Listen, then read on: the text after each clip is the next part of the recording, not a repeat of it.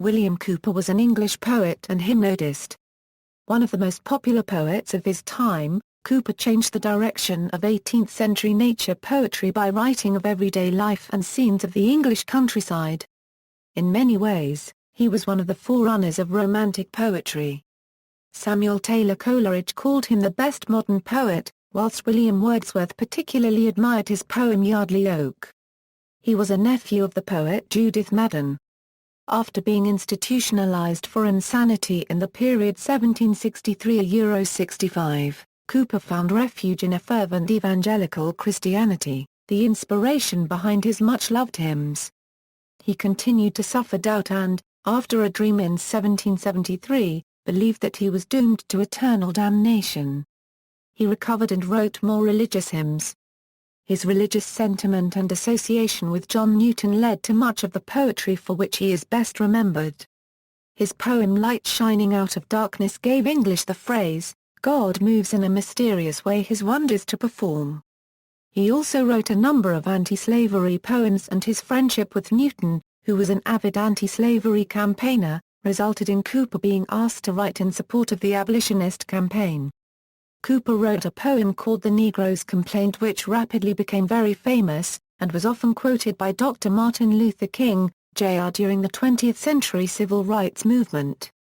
He also wrote several other less well-known poems on slavery in the 1780s, many of which attacked the idea that slavery was economically viable. Life. William Cowper was born in Berkhamsted, Hertfordshire, England, where his father John Cowper was rector of the Church of St. Peter.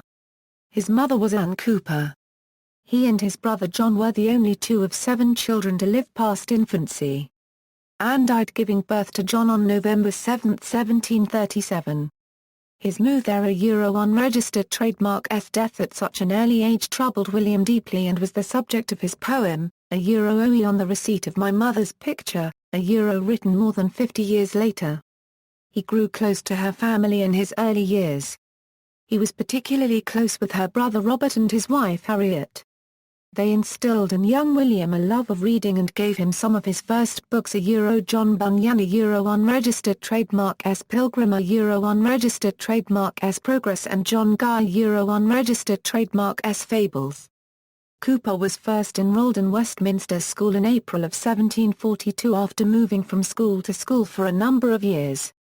He had begun to study Latin from a young age, and was an eager scholar of Latin for the rest of his life. Older children bullied Cowper through many of his younger years. At Westminster School he studied under the headmaster John Nicol. At the time Westminster School was popular amongst families belonging to England unregistered trademark S Whig political party. Many intelligent boys from families of a lower social status also attended, however.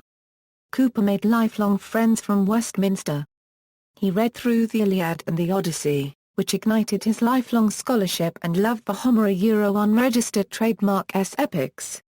He grew skilled at the interpretation and translation of Latin, which he put to use for the rest of his life.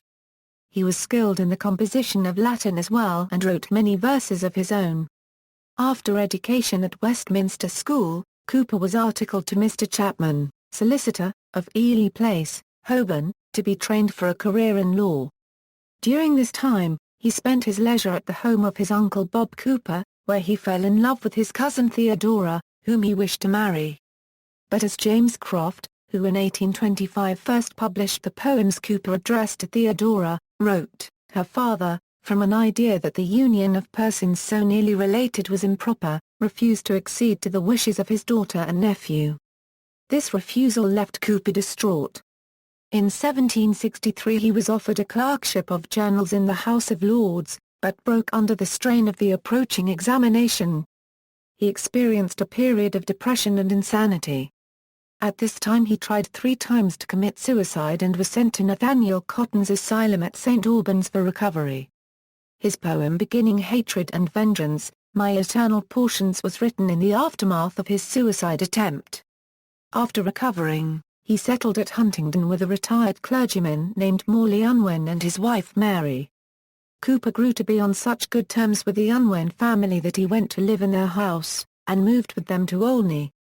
There he met curate John Newton, a former captain of slave ships who had devoted his life to the gospel. Not long afterwards, Morley Unwin was killed in a fall from his horse.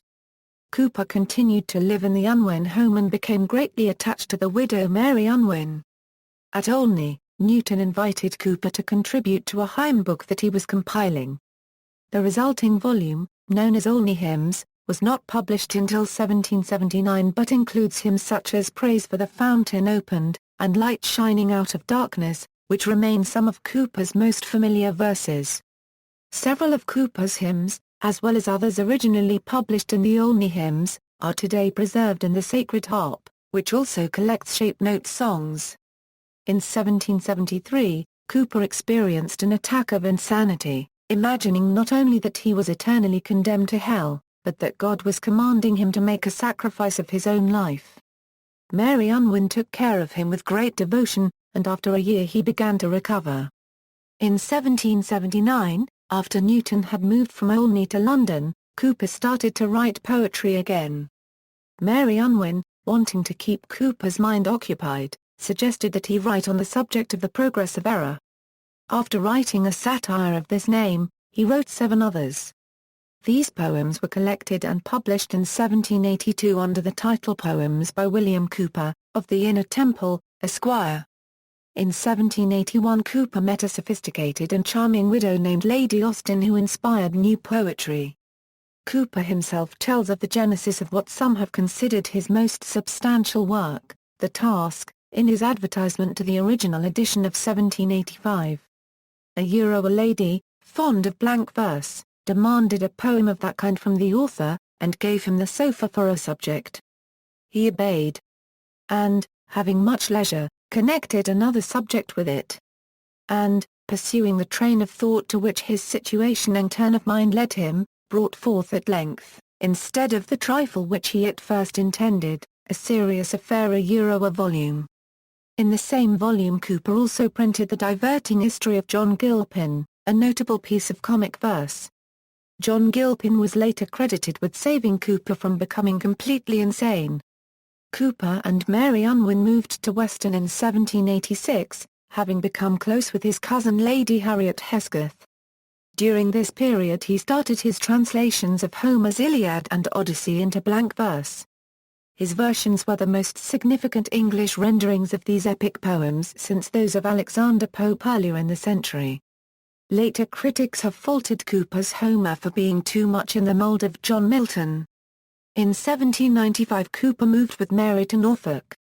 They originally stayed at North to Denham, then at Dunham Lodge near Swaffham and then Mundersley before finally settling in East Durham. Mary Unwin died in 1796, plunging Cowper into a gloom from which he never fully recovered. He did continue to revise his Homer for a second edition of his translation. Aside from writing the powerful and bleak poem, The Castaway, penned some English translations of Greek verse and translated some of the fables of John Gay into Latin. Cowper was seized with dropsy in the spring of 1800 and died. He is buried in the chapel of St. Thomas of Canterbury, St. Nicholas's Church, East Durham. A window in Westminster Abbey honours him. Major works Olney Hymns, 1779, in collaboration with John Newton, John Gilpin, 1782, The Task, 1785, Homer's Iliad and Odyssey, 1791. Hymns Cowper is represented with 15 hymns in the Church Hymn Book 1872, 127 Jesus. Where thy people meet, 357 The Spirit breathes upon the word, 450 There is a fountain, filled with blood, 790 Hark! My soul. It is the Lord, 856 To Jesus, the crown of my hope, 871 Far from the world, O Lord. I flee, 885 My Lord. How full of sweet content, 932 What various hindrances we meet, 945 Oh. For a closer walk with God, 965 When darkness long has veiled my mind, 1002 'Tis my happiness below, 1009 O Lord. In sorrow I resign, 1029 O Lord. My best desire fulfill, 1043 There is a safe and secret place, 1060 God of my life. To Thee I Call. Familiar quotations Works by William Cowper at Project Gutenberg, works by or about William Cowper at Internet Archive, essays by William Cowper at quotidiana.org, complete poetical works of William Cowper at CCEL, hymns by William Cowper, The Task, and other poems at Project Gutenberg, selected poems at the Poets' Corner, selected poetry of Cowper at the University of Toronto, electronic text of Cowper's Odyssey translation at bibliomania.com, audio, Robert Pinsky reads Epitaph on a Hare by William Cowper. Notes. References. Bibliography, Harold Child, William Cowper, in Ward and Trent, A. Al. The Cambridge History of English and American Literature. New York, G. P. Putnam Unregistered Trademark Sons, 1907 €21. As given at bartleby.com. H. S. Milford, The Complete Poetical Works of William Cowper. London, Oxford University Press, 1913. The Church Hymn Book 1872, edited by Edwin F. Hatfield, New York and Chicago, U.S. Further reading, Wright, Thomas, The Life of William Cowper. William Cowper, Encyclopaedia Britannica, 1911. Cowper at Project Gutenberg, The Town of Cowper by Thomas Wright, The Stricken Deer, biography by David Cecil, 1929 and later editions. A Portrait of William Cowper, His Own Interpreter in Letters and Poems by Louise B. Risk, 2004. The Castaway. A one-man play by David Goodison based entirely on Cowper's poems and letters. The Winner of Sorrow, a novel by Brian Lynch, Dalkey Archive Press, USA, 2008, and New Island Books, Ireland, 2005. 363 p. ISBN 1-905494-25-4 Biographical novel. http, www.banlynch.org. External links, works by William Cowper at Project Gutenberg, works by or about William Cowper at Internet Archive, works by William Cowper at LibriVox, portraits of William Cowper at the National Portrait Gallery, London, Cowper and Newton Museum, Cowper's Grave, archival material relating to William Cowper listed at the UK National Archives.